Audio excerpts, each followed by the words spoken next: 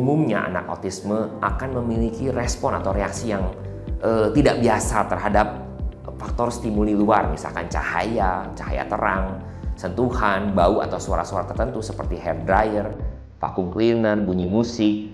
Anak biasanya akan langsung menutup telinga, berteriak dan marah.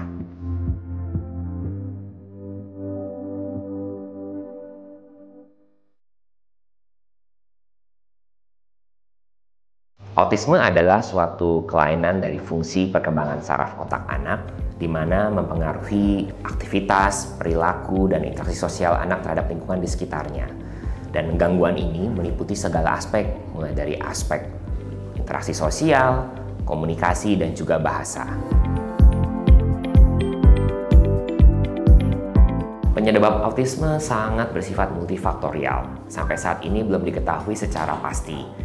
Namun, ada beberapa faktor yang kita ketahui yang dapat meningkatkan risiko terjadinya autisme, yaitu pertama faktor genetik. Faktor kelainan genetik bisa menyumbangsi. Yang kedua, faktor lingkungan, seperti adanya komplikasi dalam proses kehamilan, terpapar polusi udara, atau penggunaan obat-obat tertentu. Yang ketiga, riwayat autisme dalam keluarga juga bisa ikut menyumbangsi risiko terjadinya autisme. Yang keempat, bayi kelahiran prematur itu juga bisa meningkatkan risiko terjadinya autisme. Ciri utama dari autisme bisa kita lihat dari berbagai hal.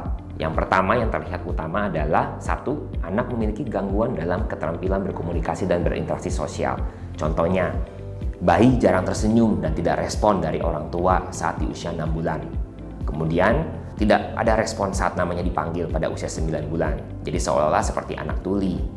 Nah, minimnya kontak mata ya, dan kurang menunjukkan ekspresi wajah. Contoh selanjutnya adalah pada anak yang lebih besar, anak jarang memperhatikan anak-anak lain dan enggan untuk ikut bermain dengan teman seusianya. Contohnya seperti bermain petak umpet, anak tidak bisa bermain peran. Anak lebih suka bermain sendiri seperti berada di dunianya sendiri dan tidak suka dengan adanya kontak fisik seperti dipeluk ataupun digendong. Ciri kedua adalah adanya pola atau perilaku yang terbatas dan berulang-ulang. Contohnya, anak sering mengulang kata-kata tertentu seperti anak latah. Contoh yang lain, kita sering akan melihat pola aktivitas yang selalu sama dan anak marah jika ada perubahan. Misalnya anak sering membuka tutup pintu berulang kali tanpa sebab yang jelas. Contoh lainnya, kesal kalau harus bermain yang membutuhkan konsentrasi seperti menyusun balok-balokan. Jadi anak mudah marah dan merasa frustasi. Anak autisme akan lebih cenderung fokus pada satu bagian objek tertentu dan sangat tertarik biasanya pada benda yang berputar. Misalkan melihat roda yang berputar, melihat kipas yang berputar pada kipas angin. Dan kita juga bisa melihat adanya kelainan dari pola gerakan tubuh. Misal saat berjalan, anak akan cenderung berjinjit dan tidak suka berjalan di atas rumput ataupun di pasir. Pada anak lain kita juga bisa akan melihat gerakan yang repetitif sifatnya atau yang berulang, seperti mengepak-ngepakkan tangan, mengayunkan tubuhnya ke depan dan ke belakang tanpa sebab yang jelas.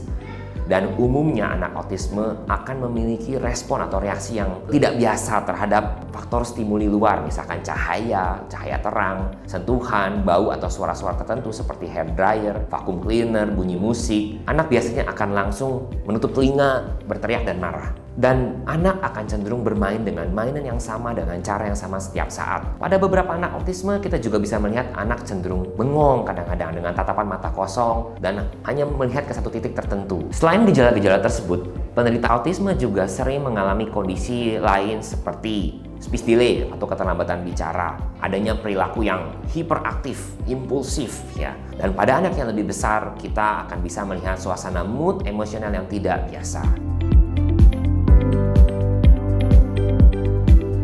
Autisme adalah gangguan perkembangan yang terjadi seumur hidup dan tidak bisa disembuhkan. Tujuan terapi adalah untuk meningkatkan fungsi serta kualitas hidup anak, sehingga anak dapat beraktivitas mendekati normal seperti anak lainnya. Terapinya fokusnya adalah kepada terapi perilaku dan juga komunikasi. Dan pada beberapa kasus, kita bisa lakukan pemberian obat-obatan untuk membantu mengendalikan gejala gangguan dari perilakunya. Hingga saat ini, belum ada cara khusus untuk mencegah terjadinya autisme. Meskipun begitu, terdapat beberapa hal yang dapat dilakukan untuk meminimalisir terjadinya autisme, seperti melakukan perawatan kehamilan yang baik dan teratur, dan menerapkan pola hidup sehat. Jangan sembarang minum obat selama kehamilan. Kemudian hindari konsumsi alkohol, hindari paparan asap rokok, hindari paparan polusi dan zat kimia yang berbahaya.